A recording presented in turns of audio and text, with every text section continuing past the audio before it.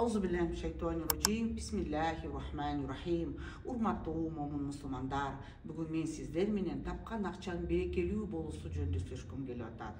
Акча Аллахтын аманаты бизге.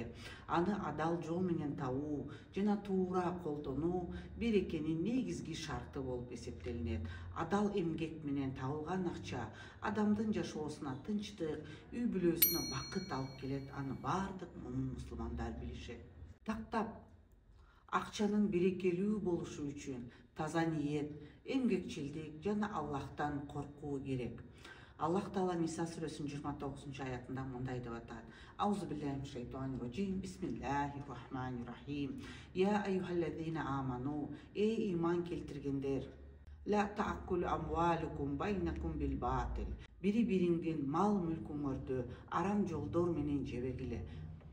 Жакшылыкка, муктаждарга жардам берүү да акчанын берекесин арттырат. Адал жол менен тапкан ырыскы дүйнөдө да акыретте да сооп алып келет. Урматтуу момун мусулмандар, акчаны адал жол менен таап, колунда жокторго дагы жардам беришти унутпаңыздар. Саламу алейкум ва рахматуллахи ва баракатух.